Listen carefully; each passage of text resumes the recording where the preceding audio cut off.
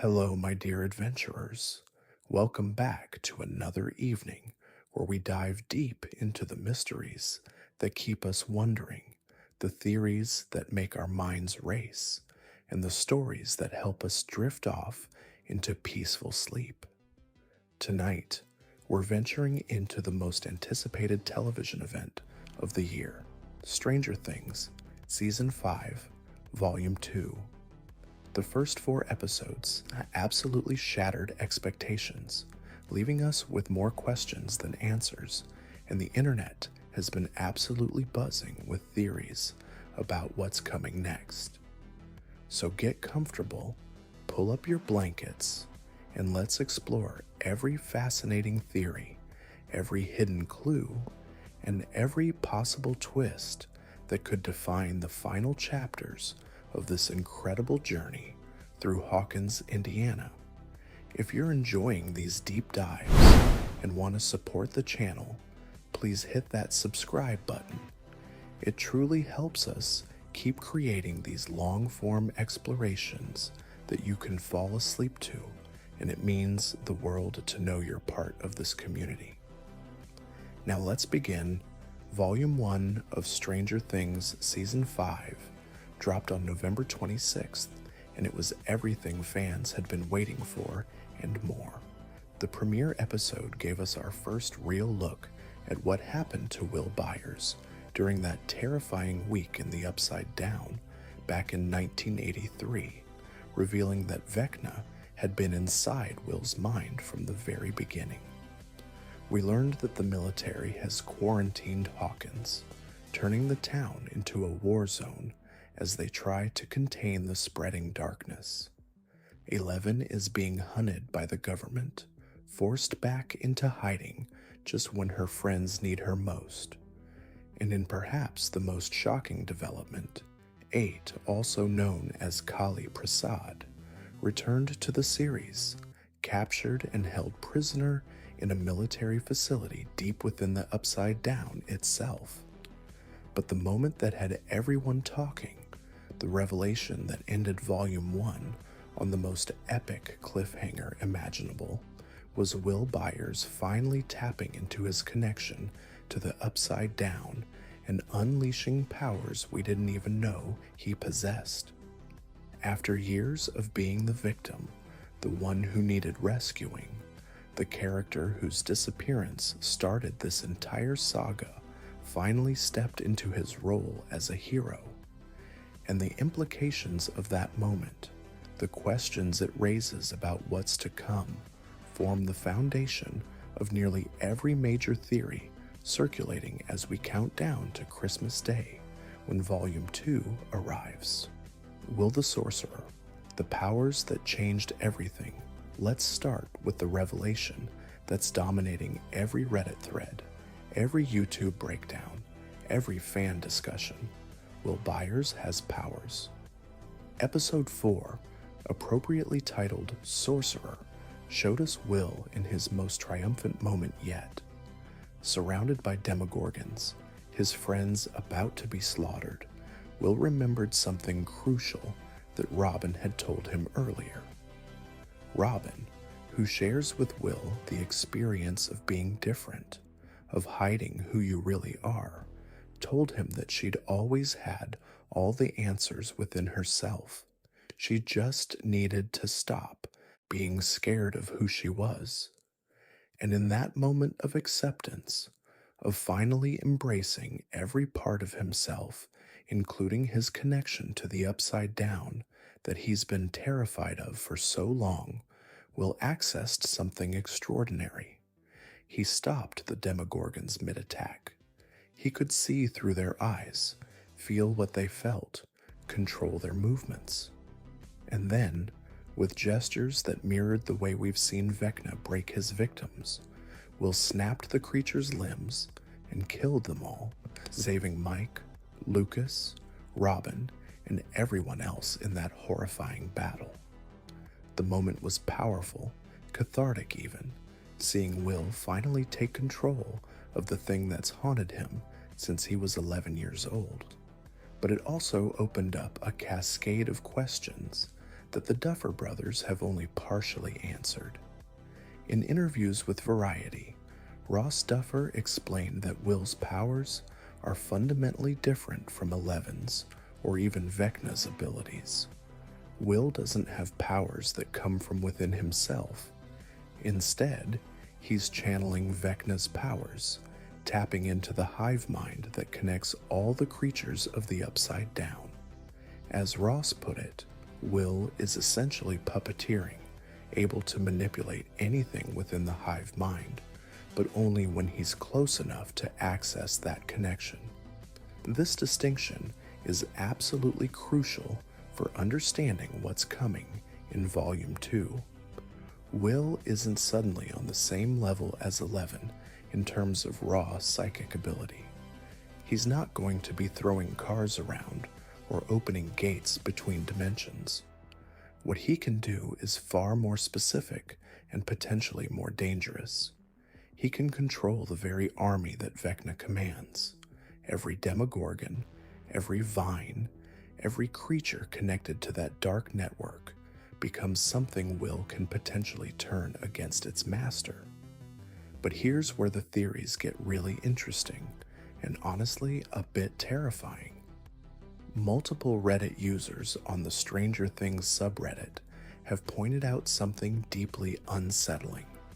We know from Volume 1 that Vecna specifically told Will they were going to do such beautiful things together and that Will was going to help him one last time. Vecna chose Will back in 1983 specifically because he was the weakest, the most malleable, someone who could be shaped into whatever Vecna needed. What if Will tapping into these powers isn't actually Will taking control at all? What if it's exactly what Vecna wanted? One popular theory suggests that Will is still part of Vecna's grand plan, that every time Will uses these borrowed powers, he's actually strengthening his connection to Vecna, making it easier for the villain to eventually take complete control. It's a dark mirror of what happened in Season 2 when the Mind Flayer possessed Will and used him as a spy. Only this time, Will thinks he's in control when really he's playing right into Vecna's hands. The evidence for this theory is compelling. Think about how possession works in this show. The Mind Flayer didn't just jump into Will's body randomly, groomed him, connected with him, made him believe he could handle the connection, and even after they burned it out of him, that connection never fully broke. Will has spent 3 years being able to sense when the Upside Down is active, feeling that tingling on the back of his neck whenever the creatures are near. That's not normal. That's not something that happens to other survivors. Bob Newby went into the Upside Down and came back changed too, but he didn't get supernatural senses. Barb didn't develop a connection before she died. Will is unique, and Vecna specifically chose him for a reason. There's another layer to this that ties into Will's personal journey and his struggle with his identity. Throughout Season 5, we've seen Will grappling with his feelings for Mike, with his sense of not fitting in, with feeling like he's always the one who needs to be rescued rather than the hero. His conversation with Robin was so important because she's the only other character who truly understands what it's like to hide a fundamental part of yourself in a small town in the 1980s. And that self-acceptance, that moment of finally embracing who he is, was what unlocked his ability to use the powers. But Vecna feeds on trauma, on guilt, on the parts of ourselves we try to hide. He traps people in their worst memories and uses their pain against them. What if Will's journey towards self-acceptance is exactly what Vecna needs? What if by finally embracing his connection to the Upside Down, Will has opened himself up to being controlled in ways he never was before. It's heartbreaking to consider, but this is Stranger Things. The show has never shied away from putting its characters through the emotional ringer. Noah Schnapp, who plays Will, has been pretty cryptic in interviews about what's coming, but he did tell Deadline that Will's abilities show up in a different way later in the series, specifically in Volume 2. He emphasized that we haven't seen the full extent of what Will can do yet, and the Duffer Brothers confirmed that Will's powers will continue to develop and that his role in the final battle will be absolutely crucial. So the question becomes, will Will be the hero who turns Vecna's own army against him?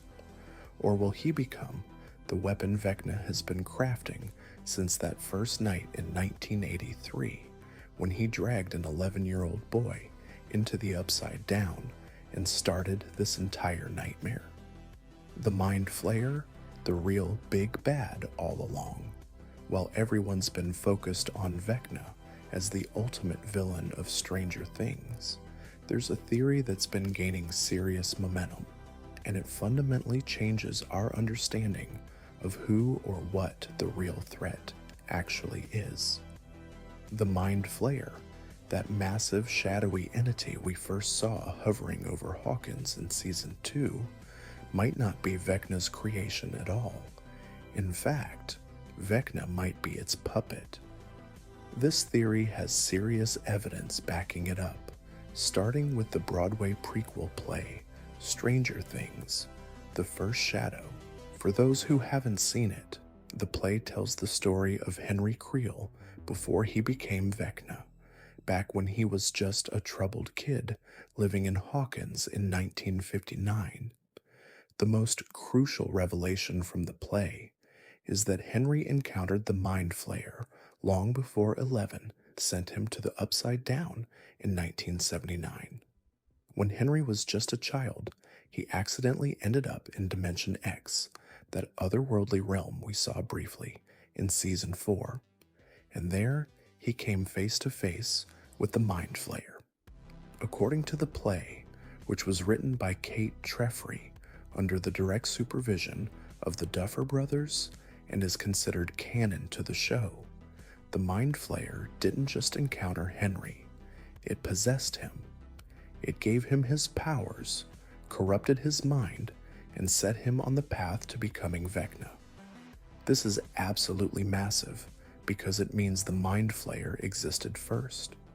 It's ancient, potentially older than human civilization, and Vecna is just the latest in what might be a long line of pawns it's used to try to merge dimensions and spread its influence.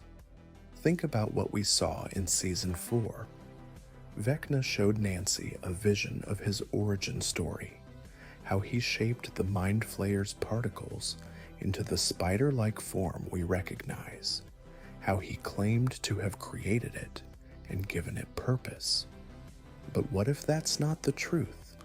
What if that's what Vecna believes, because the Mind Flayer wants him to believe it? A good puppet master doesn't let the puppet know it's being controlled. There are Reddit theories all over the Stranger Things subreddit exploring this idea. One particularly compelling post suggests that we're going to see a Darth Vader moment in the finale.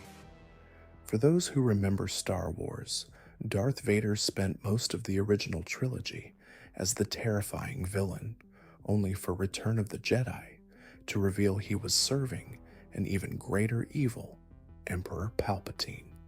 And in the end, Vader turned against his master and helped the heroes defeat him.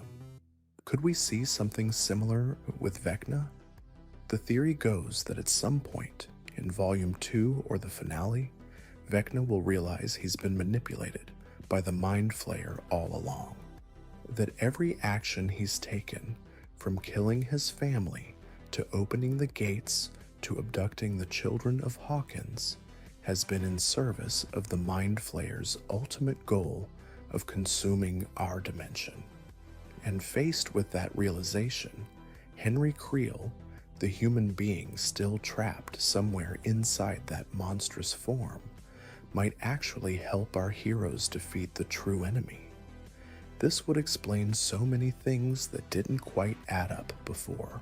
It would explain why the Mind Flayer has been eerily absent from Season 5, Volume 1. It's not gone, it's waiting, building its strength for the final confrontation, letting Vecna do the hard work of weakening the barriers between dimensions. It would explain why Will still has his connection to the Upside Down, even though Vecna is supposedly in control. If the Mind Flayer is the one really pulling the strings, then Will's connection goes deeper than just Vecna's influence. It goes all the way back to the ancient entity that started all of this, and it would give the series a final boss that feels truly worthy of the epic conclusion we've been promised. Vecna is powerful and terrifying, but he's also human.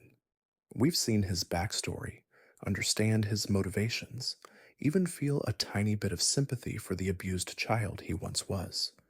The Mind Flayer, though, that's pure cosmic horror. It's unknowable, ancient, vast beyond human comprehension. Fighting Vecna is fighting a person. Fighting the Mind Flayer is fighting a force of nature, or something even worse. The Duffer Brothers have confirmed in interviews with Variety that the connection between Vecna and the Mind Flayer is a question that will be answered in the final episode. That's Episode 8, The Right Side Up, airing on New Year's Eve. They're saving this revelation for the very end, which suggests it's going to be massive. And if the answer is what these theories suggest, that the Mind Flayer has been the true villain all along, and Vecna is just another victim of its corruption, then the final battle is going to look very different than what we've been expecting. Imagine this: 11, A8, and Will all combining their powers, not just to fight Vecna, but to help free him from the Mind Flayer's control. And then, all four of them, the 3 lab subjects and the first victim of the Mind Flayer's corruption, standing together against the ancient evil that started this entire nightmare. It would be poetic, bringing the story full circle in a way that honors both the horror and the heart that's always been at the core of Stranger Things. The Cult of Vecna and the 12 Children. Theory. One of the most disturbing elements of Volume 1 was watching Vecna systematically abduct children from Hawkins. We saw it happen with Holly Wheeler, Mike's little sister, pulled into Vecna's mindscape while her family desperately tried to save her. We learned that Max Mayfield, who's been in a coma since the end of Season 4, is also trapped there, her consciousness preserved in that dark dimension between life and death. And according to what we've seen, there are at least 10 other children who've been taken, all of them now prisoners, in what Vecna calls his realm. But why children specifically? Why go to all this effort to capture kids when Vecna could just kill people and use their deaths to open more gates? The answer, according to one of the most popular theories circulating online, ties back to something that was teased way back in Season 4, the Cult of Vecna. In Season 4, Eddie Munson ran a Dungeons & Dragons campaign for the Hellfire Club, where the big bad was Vecna and his cult of followers. At the time, it seemed like just another D&D reference, another layer of the meta-narrative that's always been part of Stranger Things. But what if it was foreshadowing? What if Vecna isn't just capturing these children to feed on their fear or use their life force? What if he's building an actual cult, turning these kids into his devoted followers? or worse, into batteries that power something even more terrible.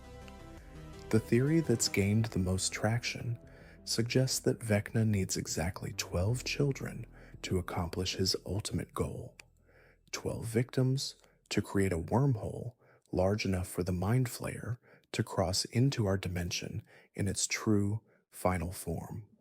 Think about it.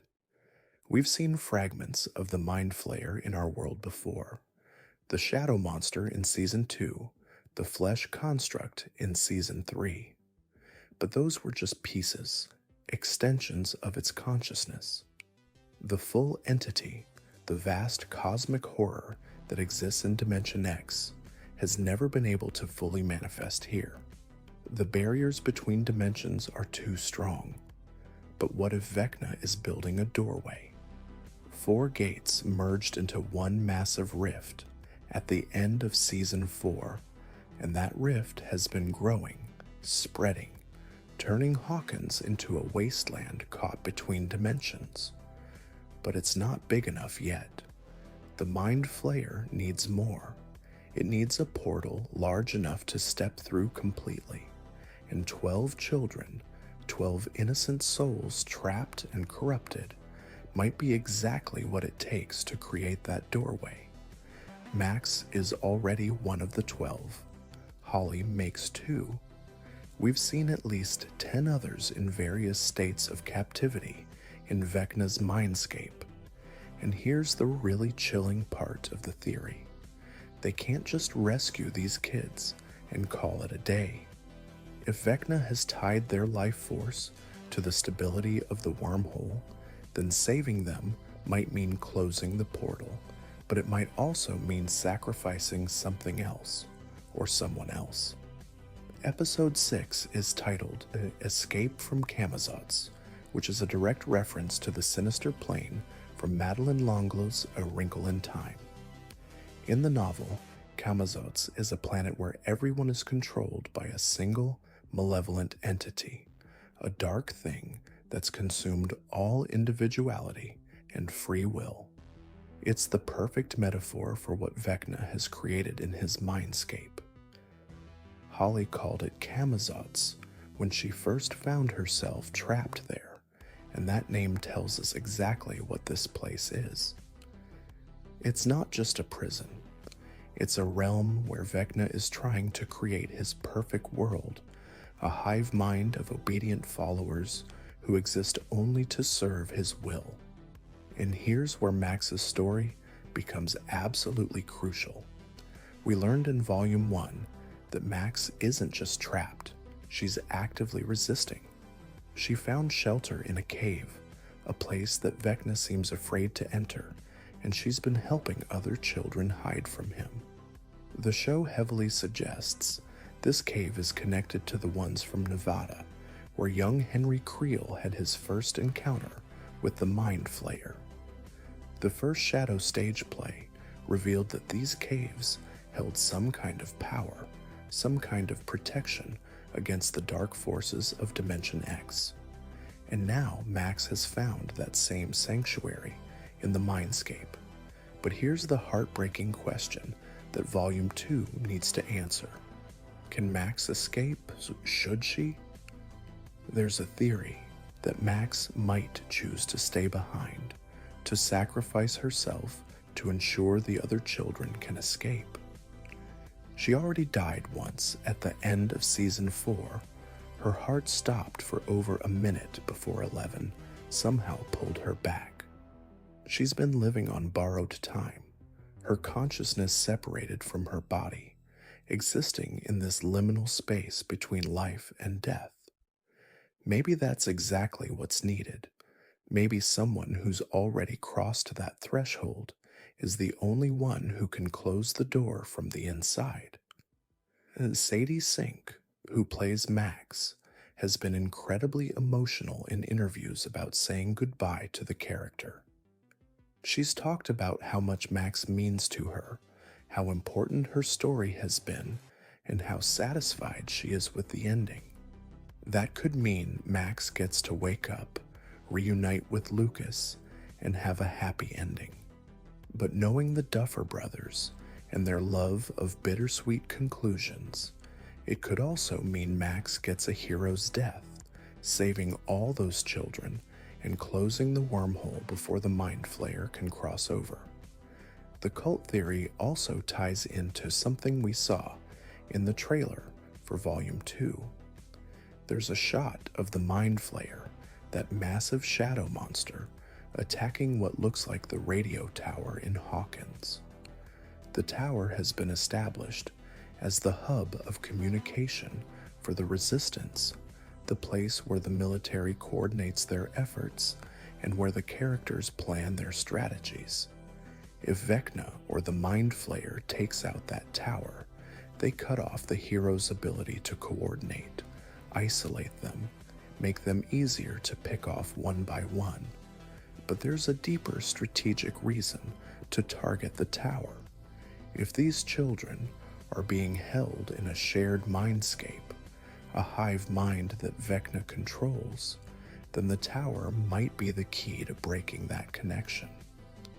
Maybe there's something about the radio signals, the electromagnetic frequencies, that could disrupt Vecna's control.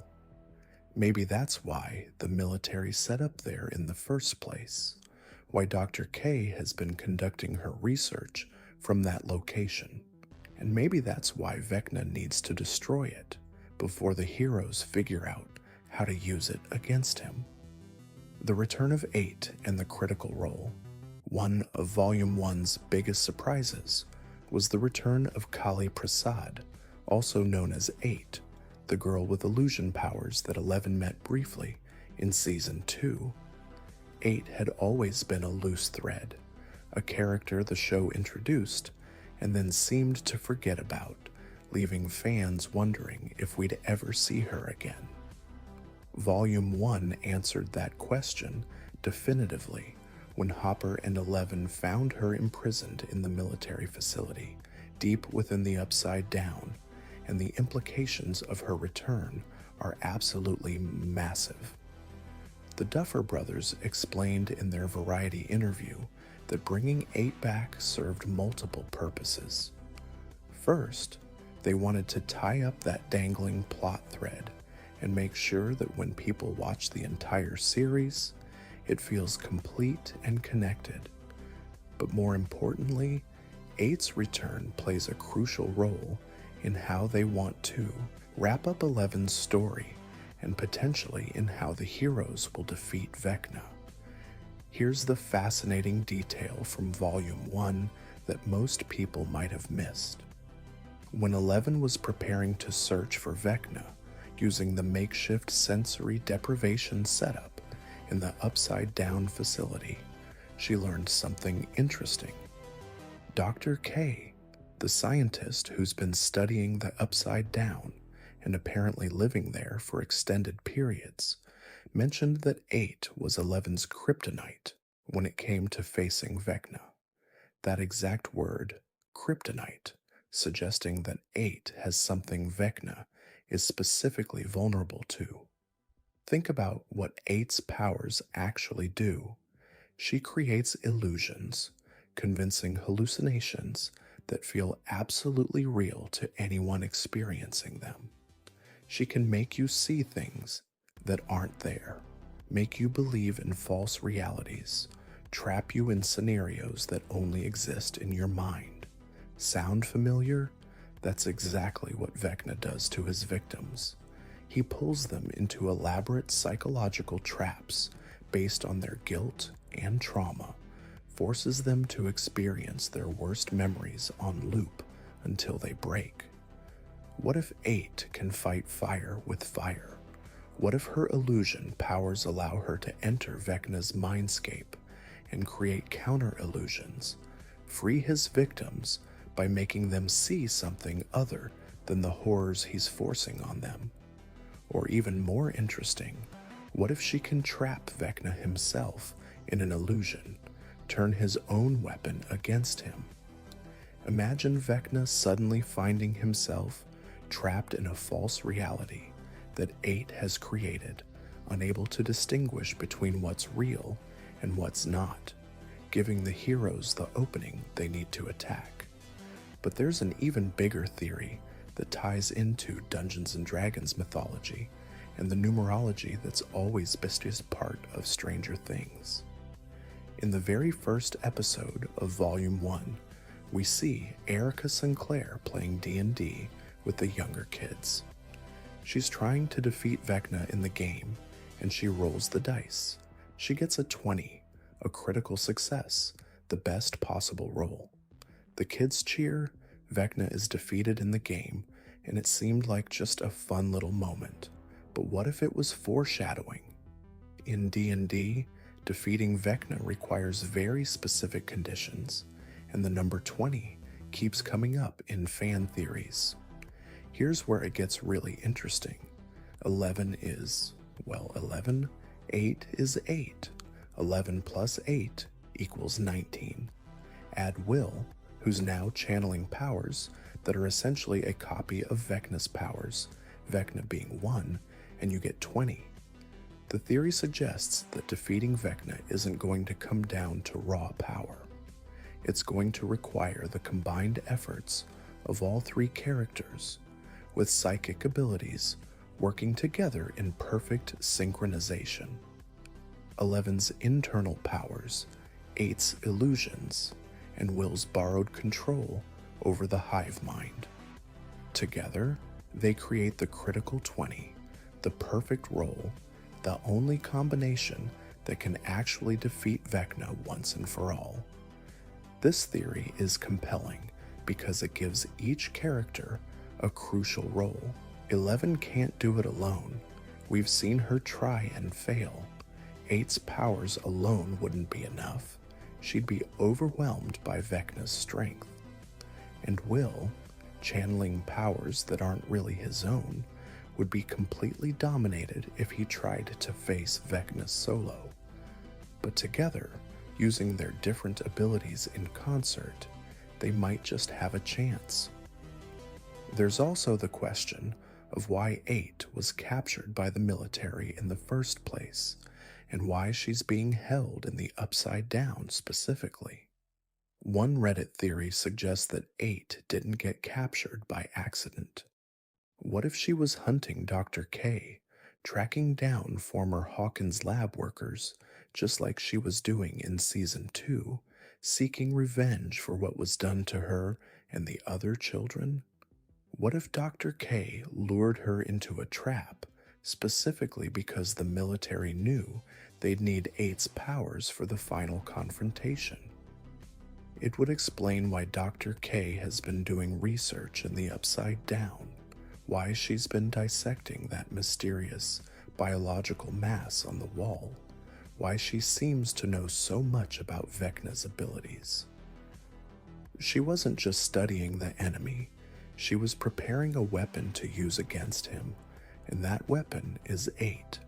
And now that 11 has found her, now that the three psychic warriors are finally in the same place, the real battle can begin. Steve, Dustin, and the Death Pact that has everyone terrified. Let's talk about the moment from the Volume 2 trailer that has absolutely shattered the internet's collective heart. Steve Harrington and Dustin Henderson, looking bloodied and exhausted, facing each other in what appears to be the Upside Down. Steve looks at Dustin and says, "If you die, I die." And Dustin, his face covered in dust and possibly tears, replies, "If you die, I die." It's a callback to a beautiful moment from Season 3 when Dustin and Steve were trapped in that Russian elevator with Robin and Erica. Dustin, trying to keep Steve calm while they figured out how to escape, told him, "If you die, I die." It was sweet, it was funny, it showed the depth of their friendship. But this time, in the Volume 2 trailer, there's nothing funny about it. The "if" hasn't been dropped from the sentence, but the tone is completely different. This isn't a joke or a moment of levity. This is a genuine pact, a promise that neither of them will abandon the other, even if it means dying together. And the internet is absolutely convinced that one or both of them are going to die in Volume 2. The evidence for this theory is unfortunately pretty substantial. First, there's the context of the scene. They're clearly in the middle of a massive battle. Dustin is visibly injured, and they're both wearing the same gear they wore in Season 4 when they were fighting the Demobats, the same weapons Eddie used. Speaking of Eddie, his death at the end of Season 4 was one of the most devastating moments in the entire series, and it happened while he was protecting Dustin. The idea that Dustin might now be put in a position where he has to watch Steve, another older brother figure, make a similar sacrifice is almost too heartbreaking to contemplate. Then there's what happened on The Tonight Show with Jimmy Fallon. The Duffer Brothers appeared as guests, and there were Funko Pop figures of various Stranger Things characters on Jimmy's desk. At one point, Ross Duffer picked up Steve's figure and placed it on the edge of the desk, then pushed it off. The audience gasped. Jimmy joked that that's how Stranger Things ends, and the Duffer Brothers just smiled mysteriously. They've been trolling fans about Steve's fate for weeks now, and while some people think it's misdirection, others are convinced they're preparing us for the inevitable. Joe Keery, who plays Steve, has been carefully vague in interviews about his character's fate. He's talked about how Steve has grown from the self-centered jock in Season 1 to the protective babysitter who would do anything for the younger kids. He's mentioned that Steve's arc comes to a satisfying and meaningful conclusion. And when asked what he hopes Steve's legacy will be, Keery focused on Steve's emotional growth and his willingness to put others before himself. None of that definitively means Steve dies, but it doesn't exactly rule it out either. The theory that's gained the most traction suggests that Episode 5, Shock Jock, will be the episode where Steve dies. This is the episode directed by Frank Darabont, the legendary filmmaker behind The Shawshank Redemption and The Green Mile. Ross Duffer described this episode on Instagram as far darker than anything Darabont did with his earlier episode, The Turnbow Trap. If they brought in one of the greatest directors in the business, specifically to helm an episode darker than anything else in the series, something absolutely devastating is going to happen. Joe Keery has said his biggest moment in the season comes in Episode 5. Charlie Heaton, who plays Jonathan, and Natalia Dyer, who plays Nancy, have both said their biggest moments come in Episode 6. There are photos from the production showing Jonathan looking bruised and emotional, hugging other characters in what appears to be the real world rather than the upside down. The theory suggests that Jonathan makes it back safely in Episode 6 and is reuniting with his family, which would be a relief, except it creates a dark contrast. If Jonathan survives and gets his emotional reunion, but there's no similar photos of Steve, it implies Steve doesn't make it back. The term shock jock also has alternate meanings that fans are exploring. While the most obvious interpretation is someone who works in shock radio, which could tie into Robin's new job at the radio station, there's another interpretation.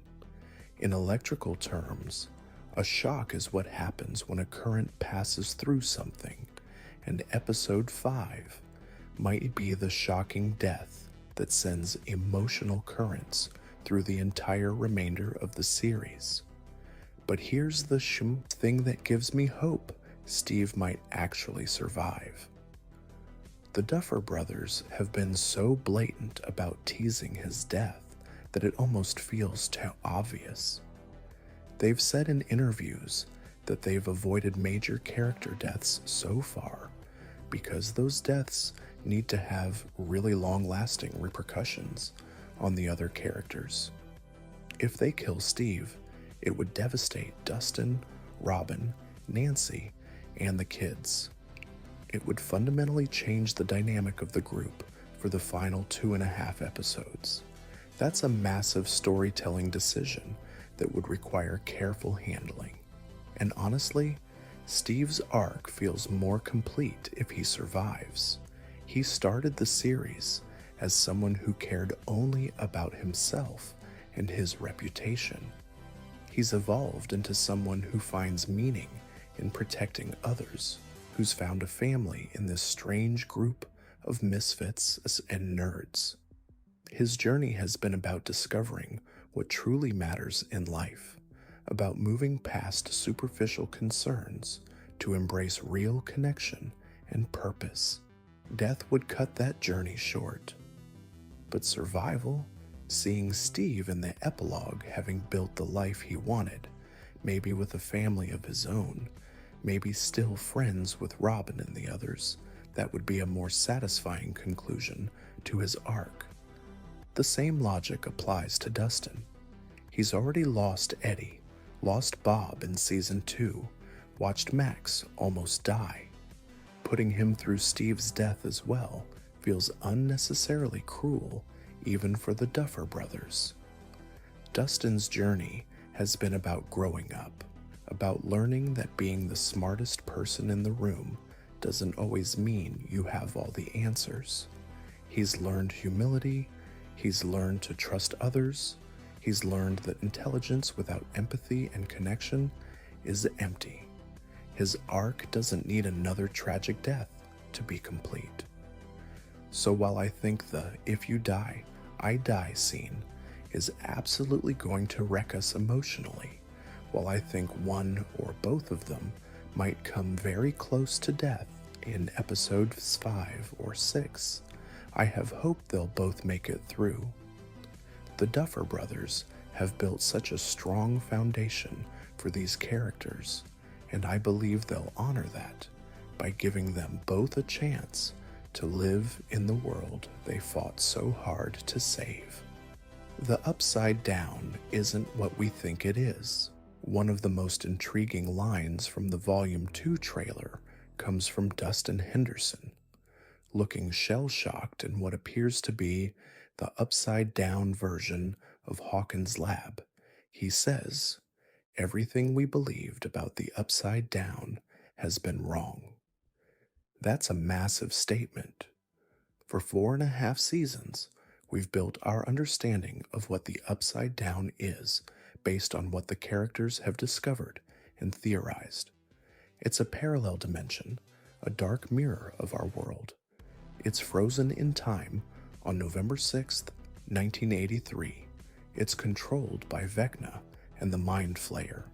It's filled with dangerous creatures and toxic particles and a hive mind that connects everything together. But what if all of that, while technically true, misses the bigger picture? What if the Upside Down isn't actually a place at all? There's a theory that's been gaining serious traction, especially after Volume 1, that suggests the Upside Down is actually a mindscape, a psychic construct rather than a physical location. Think about how it functions.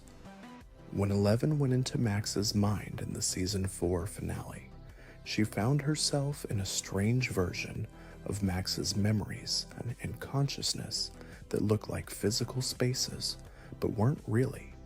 They glitched, reset, merged with each other like corrupted computer files. And that's exactly how the Upside Down has been behaving throughout the series.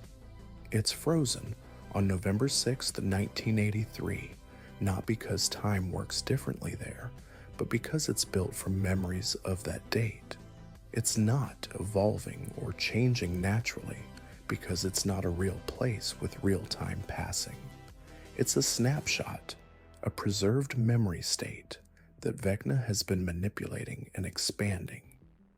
Every time someone enters the Upside Down, they're not actually traveling to another dimension. They're entering a vast psychic network, a shared nightmare that Vecna has constructed out of stolen consciousness and traumatic memories. This would explain so many things that never quite made sense before. It would explain why the Upside Down looks exactly like Hawkins, down to the smallest details, but is also completely dead and decayed. It's not a parallel reality that evolved differently. It's a corrupted memory, a nightmare version of a real place. It would explain why Will was able to communicate with Joyce through the Christmas lights in Season 1, even though they were technically in different dimensions. They weren't really in different places. They were in different layers of the same psychic construct, and it would explain what Vecna is really trying to do. He's not trying to merge two physical dimensions. He's trying to spread his mindscape, to trap more and more people in his constructed reality until it becomes the dominant reality. The gates aren't doorways between places. They're tiers in the fabric of consciousness itself, places where Vecna's nightmare is bleeding into the waking world. This theory ties directly into what we learned about the mysterious wall in the Hawkins lab section of the Upside Down. In Volume 1, we saw this massive membrane made of organic matter pulsing with some kind of life, bleeding when it's damaged. Dr. K has been studying it, dissecting pieces of it, trying to understand what it is. Steve, Dustin, Nancy, and Jonathan tracked a wounded Demogorgon to this wall and discovered it seems to be hiding something or protecting something. What if this wall isn't a physical barrier? What if it's the boundary of Vecna's mindscape, the edge of his constructed reality? On one side is the Upside Down as we know it, the nightmare world he's built. On the other side might be something else entirely. Maybe it's Dimension X, the true origin point of the Mind Flayer.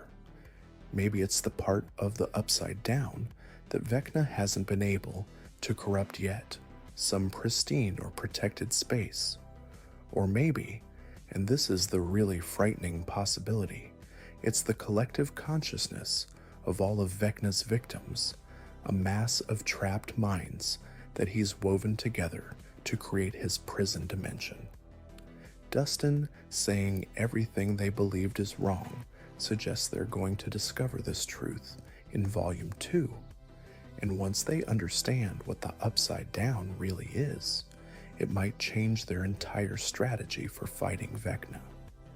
You can't just close gates and call it a victory if those gates are tiers in the fabric of consciousness. You need to heal the damage at its source. You need to free the minds that Vecna has trapped and used to build his nightmare realm. This is where the 12 children theory connects again. If Vecna has been collecting victims and using their consciousness to strengthen and expand his mindscape, then those 12 children aren't just prisoners. They're the foundation of the entire Upside Down. Free them, and the whole thing might collapse. But freeing them while they're woven so deeply into the structure of that reality might be incredibly dangerous. It might require someone to stay behind, to hold the structure together long enough for the others to escape, to essentially sacrifice themselves to make sure the Upside Down doesn't drag everyone trapped in it down into oblivion when it falls. And that brings us back to Max, trapped in the cave in Vecna's mindscape, protecting the other children, existing in that space between life and death. She might be the key to all of this. She's already crossed the threshold. Her consciousness is already separated from her body. If anyone could stay behind and ensure everyone else escapes safely, it would be her. Vecna's evolution and the bridge between worlds. One of the most talked about visual changes in the trailer for Volume 2 is Vecna himself. He looks different, more monstrous, less human. His form appears thinner, spinier, more alien. Some fans have compared it to early concept art that was released for Season 4, showing Vecna in a more evolved, more terrifying state. This evolution is significant. Throughout Season 4 and into Season 5, Volume 1, Vecna has still retained elements of his human form. You could see Henry Creel in there, the person he used to be before the Upside Down transformed him. But these new shots suggest he's becoming something else, something that has moved beyond humanity entirely. There are a few theories about what's causing this transformation. The first is simply that Vecna is gaining power. Every victim he claims, every child he captures, every moment that the gates remain open is feeding him, making him stronger, allowing him to shed the last vestiges of his human limitations. He's becoming pure power, pure malevolence, the physical embodiment of the Mind Flayer's will. But there's another theory that's darker and more interesting. What if Vecna is dying?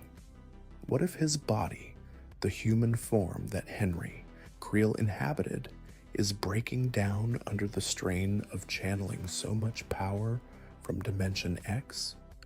What if what we're seeing isn't evolution, but deterioration, Vecna burning out his physical form as he reaches for more and more power, becoming increasingly desperate because he knows he's running out of time?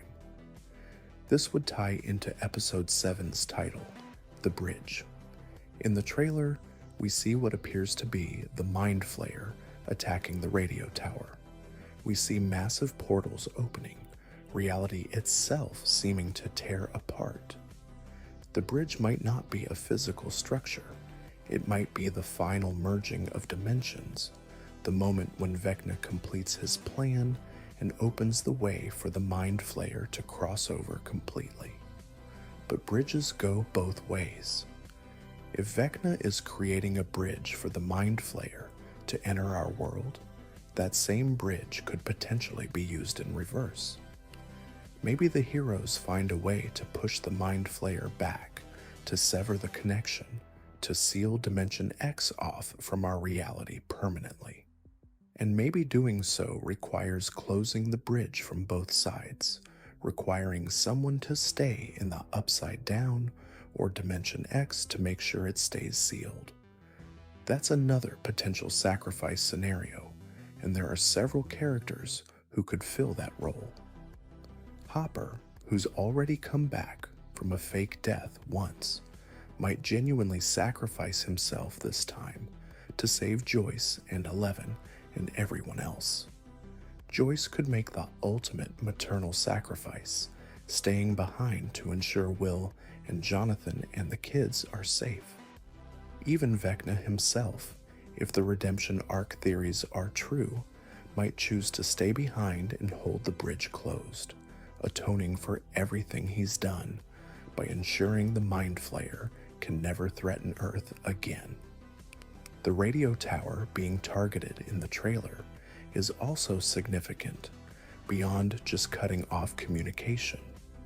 In several shots, we see the tower surrounded by darkness, by the swirling particles of the Mind Flayer or the Upside Down itself. If the tower falls, it's not just a tactical loss, it's symbolic. The tower represents humanity's attempt to organize, to coordinate, to use technology and reason to fight against supernatural evil. Its destruction would represent the complete triumph of chaos over order, of the Upside Down over the real world. But maybe there's a way to turn that around. Maybe the tower isn't just a target. Maybe it's a weapon. Radio waves, electromagnetic frequencies, These are things that could potentially disrupt psychic connections. If the Upside Down is truly a mindscape, if Vecna's power is based on his ability to control consciousness through the hive mind, then maybe the right frequency broadcast from that tower could shatter his control, free his victims, or at least weaken him enough for the final strike. Time, Memory, and the Right Side Up. The finale episode is titled The Right Side Up, and it's scheduled to run for 2 hours and 5 minutes. It will be shown in 500 select theaters across the United States and Canada, giving fans the chance to experience the end of Stranger Things on the big screen. And according to the Duffer Brothers, this episode will answer all the remaining mysteries, including the true relationship between Vecna and the Mind Flayer, the real nature of the Upside Down, and how the characters' stories conclude. One of the most persistent theories about the finale involves time manipulation. Not full-time travel, like some fans have speculated, but something more subtle and potentially more devastating. The official synopsis for Volume 2 mentioned time itself unraveling, which is a phrase loaded with implications. Throughout the series, time has been weird when it comes to the Upside Down. The dimension is frozen on November 6th, 1983. People who enter it experience time normally while they're there, but the environment never changes, thus never progresses. And then there's the fact that Will was in there for a week, but emerged having only aged a few days worth. Time operates differently in that space, and we've never gotten a full explanation of why. One theory suggests that Vecna isn't trying to conquer our dimension at all. He's trying to escape from Dimension X by literally turning back time. Think about what the Duffer Brothers revealed in interviews. Henry Creel, before he became Vecna, was possessed by the Mind Flayer in Dimension X. He was corrupted, transformed, used as a vessel, and maybe deep down, some part of the original Henry is still trapped in there, aware of what's happening, but unable to stop it. If Henry could turn back time to before his first encounter with the Mind Flayer, he could prevent all of this from happening. He could save himself, save his family, prevent the creation of Vecna entirely. The only way to do that would be to somehow reverse the timeline. And maybe that's what all the gate opening and child capturing has really been about. Not conquest, but escape. A desperate attempt to rewrite history before it's too late. This theory doesn't excuse anything Vecna has done. Murdering innocent people and traumatizing children in an attempt to save yourself is still evil, but it would add a layer of tragic irony to the whole thing. The monster who's terrified everyone for the entire series is himself terrified, trapped in a situation he can't escape, lashing out at the world in a futile attempt to undo his own damnation. The Right Side Up, as a title, suggests restoration, putting things back the way they should be, not the Upside Down, not the twisted nightmare dimension, but the right side up, the normal world where people are safe and monsters don't exist. And maybe achieving that doesn't mean destroying the Upside Down, but rather healing it, reversing the corruption, restoring it to whatever it was before the Mind Flayer twisted it into a weapon. There's been a lot of speculation about the epilogue, about what happens after Vecna is defeated and the gates are closed. Set photos have shown Hopper in his old police uniform, looking older, standing outside the Hawkins movie theater. The theater marquee shows Indiana Jones and the Last Crusade, which was released in 1989, meaning this scene takes place at least 2 years after the events of Season 5's main story. This suggests we're going to get a significant time jump, a chance to see where everyone ended up. Did Mike and Eleven stay together? Did Will find peace with himself and his place in the world? Did Lucas and Max get their happy ending, or is Lucas learning to live with her loss? Did Steve ever get the family he dreamed about, or did he find a different kind of fulfillment? Did the town of Hawkins recover, or did it become one of those places that's forever marked by tragedy, a town where everyone knows something terrible happened, even if they don't know exactly what? The Duffer Brothers have said they studied the finales of shows like 6 Feet Under, Friday Night Lights, and even The Sopranos while crafting their ending. They've emphasized that the best finales are true to the show rather than trying to be clever or subversive for its own sake. That suggests we're going to get an ending that honors what Stranger Things has always been about: found family, friendship, the power of connection to overcome evil, the bittersweet reality that growing up means letting go of childhood, but carrying those experiences with you into adulthood. It's going to hurt. We know that. The Duffer Brothers have promised that not everyone makes it out alive, that the final battle will have real consequences, that the victory will come at a cost, but it will also feel right. It will feel earned, and maybe, just maybe, it will give us that group hug we saw in the trailer, all our heroes together, battered and exhausted but alive, having saved their town and each other one last time. The final theory: what Netflix doesn't want you to see. There's one more theory I need to mention, and it's the one that ties everything together. It's not about specific plot points or character deaths or the true nature of the Upside Down. It's about what Stranger Things has really been about from the very beginning. This show has always used the supernatural as a metaphor for the very real struggles of growing up. The Demogorgon in Season 1 represented the unknown dangers that lurk just beyond childhood, the realization that the world is scarier and more complicated than you thought. The Mind Flayer in Season 2 represented being controlled by forces beyond your understanding, losing yourself to outside influences, the terrifying feeling of not recognizing yourself. Vecna in Season 4 represented trauma, guilt, the weight of the past, the way our worst memories can trap us if we don't find the courage to face them. So what does the final confrontation represent?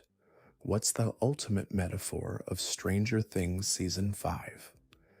I think it's about acceptance, about accepting all the parts of yourself, even the ones that scare you, about accepting that you can't go back to childhood innocence once you've seen the truth about the world, about accepting loss, accepting change, accepting that the people you love might leave, and the places you call home might transform into something unrecognizable, about accepting your own power and your own responsibility to stand up against evil even when you're terrified. Will's entire journey in Season 5 has been about accepting his connection to the Upside Down instead of fearing it, about accepting his identity, his feelings, everything that makes him different, and that acceptance is literally what unlocked his powers, what gave him the strength to save his friends. Eleven's journey has been about accepting that she's not just a weapon or a tool, but a full human being deserving of love and a normal life.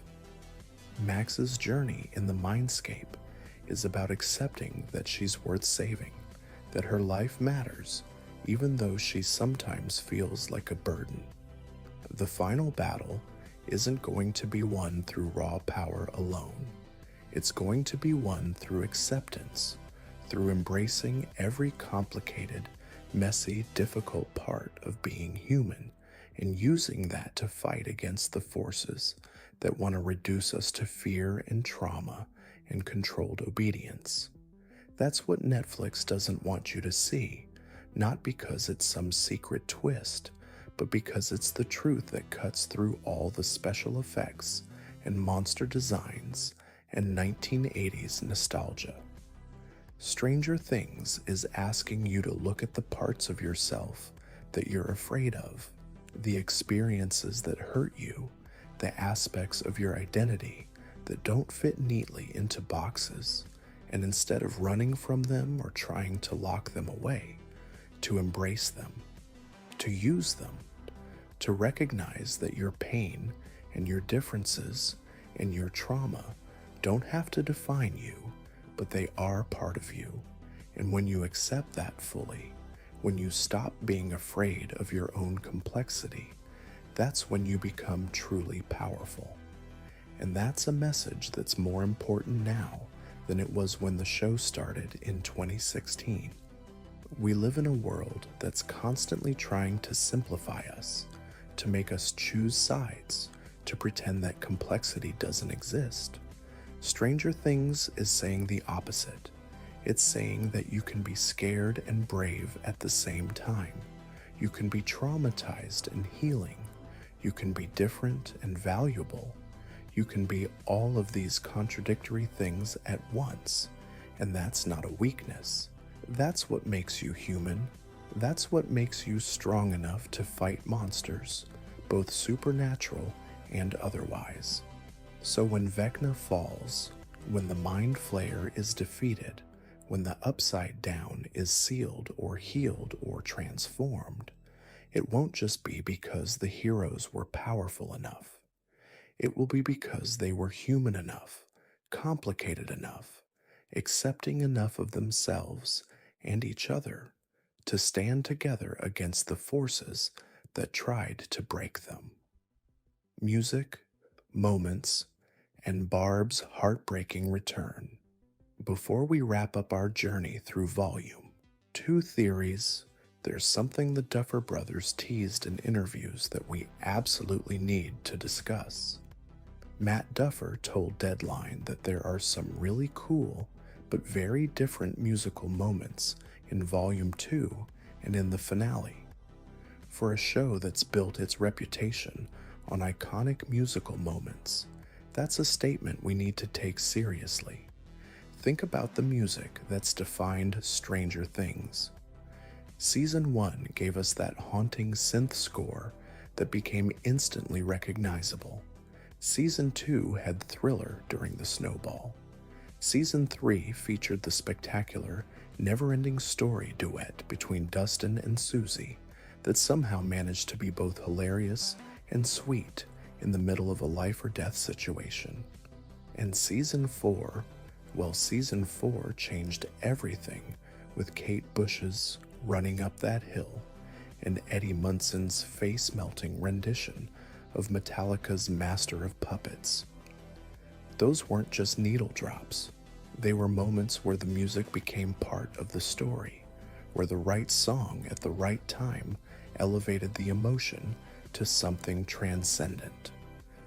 Max escaping Vecna's curse while running up that hill played wasn't just cool, it was the perfect marriage of music and narrative, showing us that even in the darkest moments, the things we love, the songs that speak to our souls, can pull us back from the edge.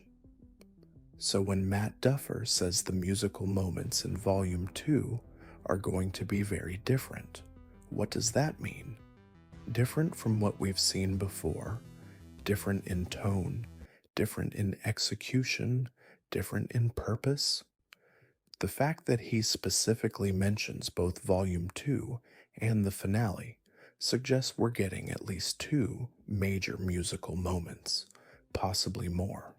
One theory that's been floating around is that we might finally get a musical moment for Will.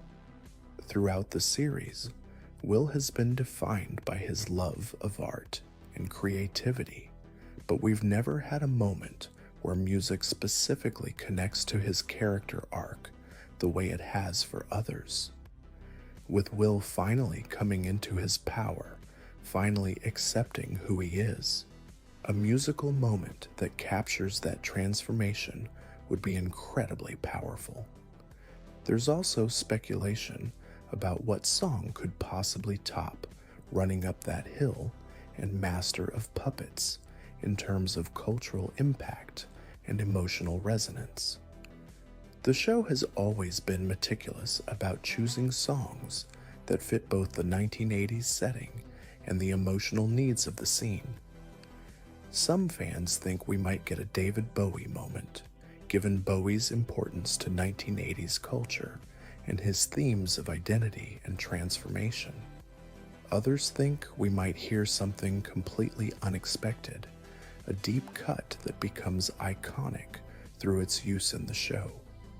But the musical moments aren't just about the songs themselves, they're about what those moments represent. In Season 4, music was literally weaponized against Vecna. It was the key to breaking his curse, to pulling victims back from his mindscape. If music remains important in Volume 2, it might be because it's going to play a role in the final battle. Maybe the radio tower isn't just for communication. Maybe it's for broadcasting something specific, some frequency or song that can disrupt Vecna's control over the hive mind. And speaking of things returning from the past, we need to talk about Barb. Shannon Purser's character became a cultural phenomenon despite only appearing in a few episodes of Season 1. Justice for Barb became a rallying cry among fans who felt the show and the characters had moved on too quickly from her death. And now, according to a Time magazine interview with the Duffer Brothers, Barb's body is going to appear in Season 5, Volume 2. The Duffers confirmed that Barb won't be alive, won't be resurrected or brought back in any meaningful way. But her body will be discovered, most likely as part of Vecna's hive, incorporated into the biological mass that makes up his lair. And that visual, it's seeing Barb's remains after all these years, still connected to the monster that killed her, is going to be devastating. But it's also thematically important. Barb represents all the innocent victims who didn't get to be heroes, who didn't survive their encounter with the Upside Down, who died alone and scared while the world moved on. Her body being part of Vecna's hive suggests something really dark about how he operates. He doesn't just kill people, he consumes them, incorporates them, uses their bodies, and maybe even their consciousness to build his power. Every victim is still there in some form, trapped, used as fuel for his nightmare dimension.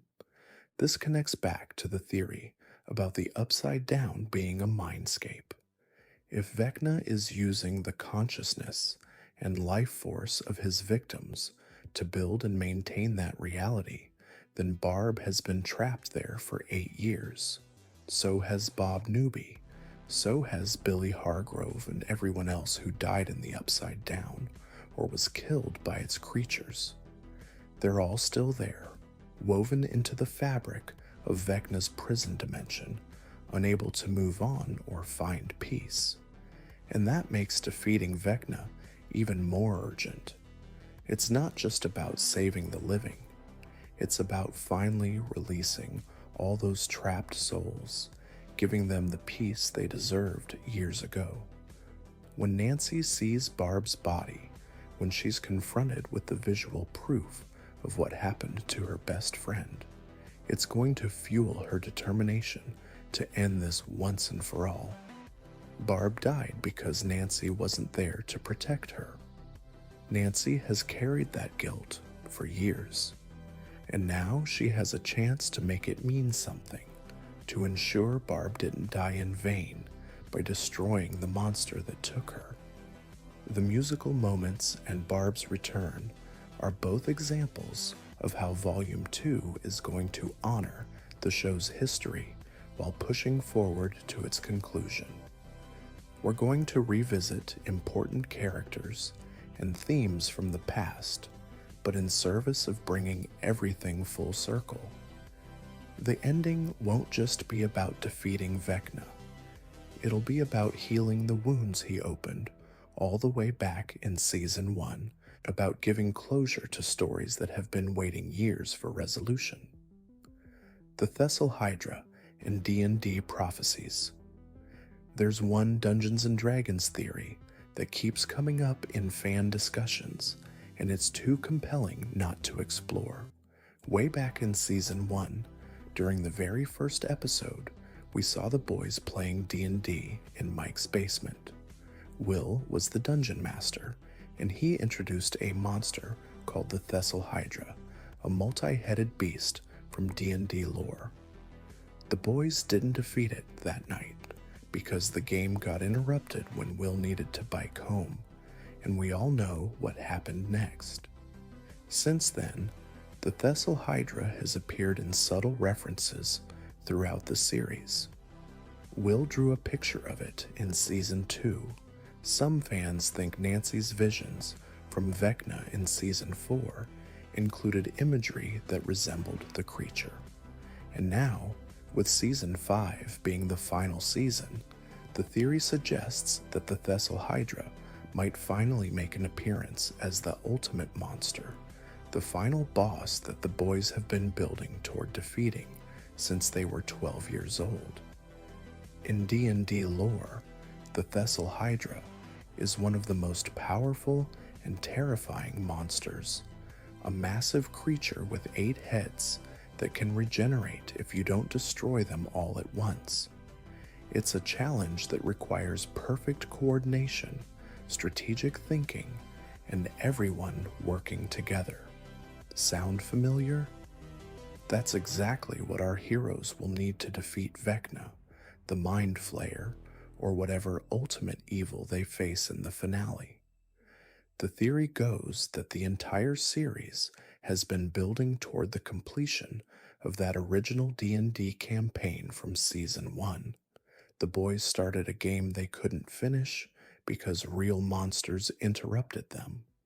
Now, 8 years later, they're going to finish it by defeating the real-world equivalent of the Thessal Hydra, the multi-headed threat of Vecna, the Mind Flayer, and the Upside Down itself. There's a beautiful symmetry to that idea. The show began with D&D and will end with D&D. The game that seemed like just a fun hobby for nerdy kids turned out to be preparation for the very real battle they'd have to fight. Every campaign they played, every monster they defeated in the game, was training them for this moment, and now they're ready. They know how to work together, how to combine their unique strengths, how to face impossible odds, and find the weakness that will bring the monster down. This ties into the numerology theory we discussed earlier, with the critical role of 20. In D&D, a natural 20 is the best possible roll, a critical success that can turn the tide of any battle. Erica rolling that 20 in the very first episode of Season 5 wasn't just a fun moment.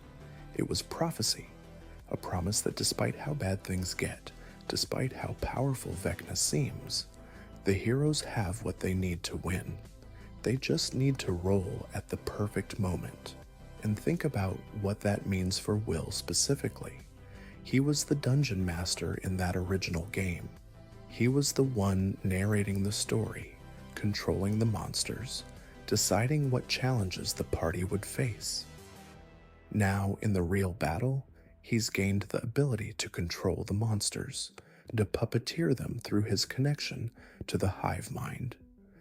Life is imitating art in the most literal way possible. Will the wise, The character Will played in the game has become Will the Sorcerer, the person who can manipulate the battlefield and help the party succeed. If the Thessal Hydra does appear, whether as a literal creature or as a metaphor for the multifaceted threat they're facing, defeating it will require everyone. 11 with her powers, 8 with her illusions, Will with his control over the hive mind, Mike with his leadership, Lucas with his courage, Dustin with his intelligence, Erica with her strategic thinking, Steve with his protective instincts, Nancy with her determination, Jonathan with his loyalty, Joyce with her fierce love, Hopper with his strength. Every single character bringing their unique gift to the battle, just like players in a D&D party, each one essential to victory. The game would finally be over. The campaign that started in Mike's basement in 1983 would reach its conclusion in 1987, with all the players having grown and changed, but still fundamentally the same kids who loved rolling dice and imagining adventures. Except this time, the adventure was real, the stakes were the highest possible, and the treasure they're fighting for isn't gold or experience points. It's their lives, their families, their home, and a chance to finally put down the dice and just be kids again, or rather, young adults who've earned their rest. The Government, Dr. K, and Unanswered Questions. Throughout Season 5, Volume 1, we got glimpses of a larger government conspiracy that extends beyond just hunting 11. Dr. K, the scientist who's been conducting research in the Upside Down, represents a level of understanding and involvement that we haven't fully explored yet. She's been dissecting organic material from the dimension, studying the creatures, and she seems to know things about Vecna and the hive mind that even our heroes don't. The theory circulating about Dr. K is that she's not just a random government scientist. She might be directly connected to the original Hawkins lab experiments. Maybe she worked with Dr. Brenner. Maybe she was one of the people who helped develop the MK Ultra program that created the numbered children. That would explain why 8 might have been hunting her, why she would have the knowledge to capture and contain someone with psychic powers. But here's the really interesting question. Why is she living and working in the Upside Down? Not just visiting for research trips, but actually setting up a base there, dissecting samples, conducting experiments in that toxic environment. Normal humans can't survive long-term exposure to the Upside Down. The particles in the air are dangerous, the environment is hostile, and the creatures are everywhere. So either Dr. K has found a way to protect herself that we haven't seen, or she's not entirely human anymore. One theory suggests that Dr. K has been exposed to the Upside Down for so long that she's begun to change, to adapt, maybe even to connect with the hive mind in some way. She could be the government's attempt to create their own Vecna, someone who has the power to control or at least resist the Upside Down's influence. And now, with 11 and 8 in the facility, she might be planning to use their combined powers for something we haven't anticipated. The military quarantine of Hawkins raises questions too. On the surface, it makes sense. The town is being consumed by the Upside Down. Reality is literally breaking apart, and they need to contain it. But the level of coordination and preparation suggests they knew this was coming, or at least had contingency plans in place. How much does the government actually know about the Upside Down? How long have they been studying it? And what are they planning to do if the heroes fail to close the gates? There's a darker theory that the government doesn't actually want the gates closed, that they see the Upside Down as a resource to be exploited, a source of power and knowledge that could give America an advantage in the Cold War that's still raging in 1987. Dr. Brenner tried to weaponize psychic children.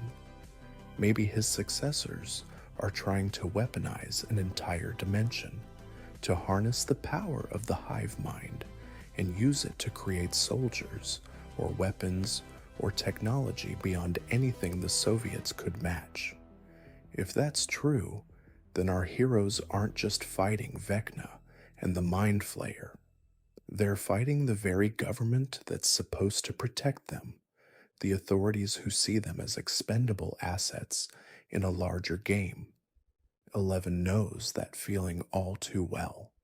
She spent years being treated as a weapon instead of a person, and now she might have to face the reality that no matter how many times she saves the world, there will always be people who see her as a tool to be used rather than a human being to be protected. The unanswered questions about the government's true intentions add another layer of complexity to the final episodes.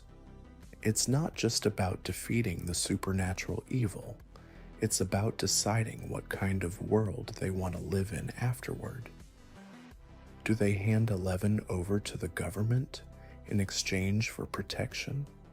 Do they go on the run, living as fugitives to prevent her from being used as a weapon again?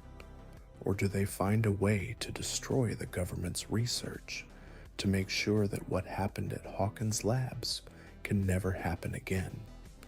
These are questions that don't have easy answers, and Volume 2 might not provide clear resolutions. But they're important questions because they ground the supernatural story in very human concerns about power, control, and the corruption that comes from trying to weaponize things we don't fully understand.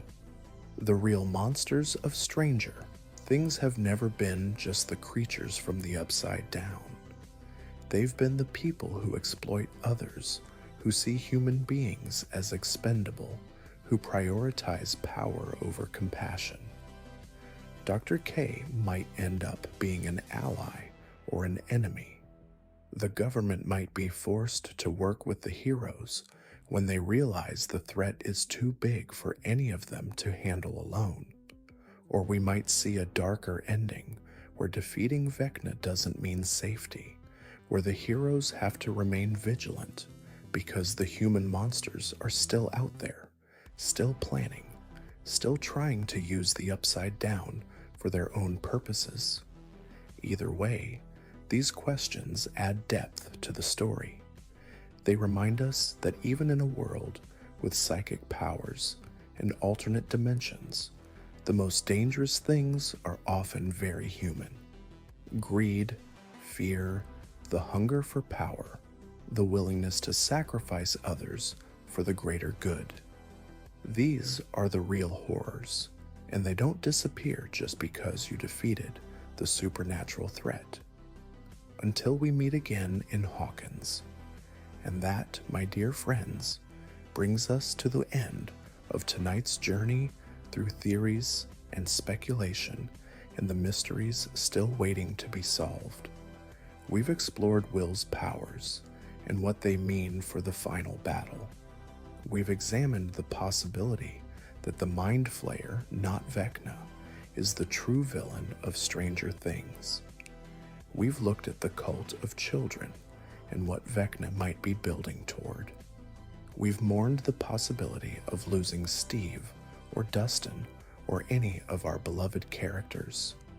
We've questioned the very nature of the Upside Down and wondered whether it's a place or a psychic construct. We've speculated about time, about sacrifice, about the ending that's waiting for us on New Year's Eve. But here's what we know for certain. On Christmas Day, December 25th at 5 p.m. Pacific Time, will get 3 more episodes. Episode 5, Shock Jock, directed by Frank Darabont, which Ross Duffer has described as the darkest thing they've ever done. Episode 6, Escape from Camazotz, where Max and Holly will try to free the trapped children from Vecna's mindscape. And Episode 7, The Bridge, where the final merging of dimensions might begin. Then, on New Year's Eve, December 31st, at 5 p.m. Pacific Time, we'll get the series finale. 2 hours and 5 minutes of resolution, of answers, of saying goodbye to characters in a world we've loved for nearly a decade. The Right Side Up, the episode that will determine how Stranger Things is remembered, the ending that the Duffer Brothers have been planning since they started this journey. It's going to hurt. It's going to be beautiful. It's going to give us closure and probably leave us wanting more. And whatever happens, whatever theories prove true and which ones were way off base, will have been part of something special. A show that brought people together, that made us believe in the power of friendship and love and fighting for what's right even when you're terrified. If you've made it this far in the video, thank you for being part of this community. Thank you for letting me ramble about theories and characters and all the little details that make Stranger Things so rich and rewarding. If you haven't already, please hit that subscribe button. It helps the channel grow and means we can keep making these deep dives that you can fall asleep to. And if you want to share your own theories, your predictions for Volume 2, or just talk about how much you're going to miss this show when it's over, drop a comment below. I read every single one, and I love hearing from you. For now, though, rest easy. Let these theories float through your mind as you drift off to sleep. Dream of the upside down, of Vecna and Eleven, of Steve and Dustin's unbreakable friendship, of Will finally coming into his power, of Max finding her way home. Dream of Hawkins, that small town in Indiana that became the center of a battle between dimensions, where a group of kids with bikes and walkie-talkies saved the world more times than anyone will ever know. Sweet dreams, my dear adventurers, and may we all be ready for what awaits when we return to Hawkins for the final time. Until next time, stay safe, stay curious, and remember that in the darkest places, when you're most afraid, the power to save yourself has been inside you all along. Good night.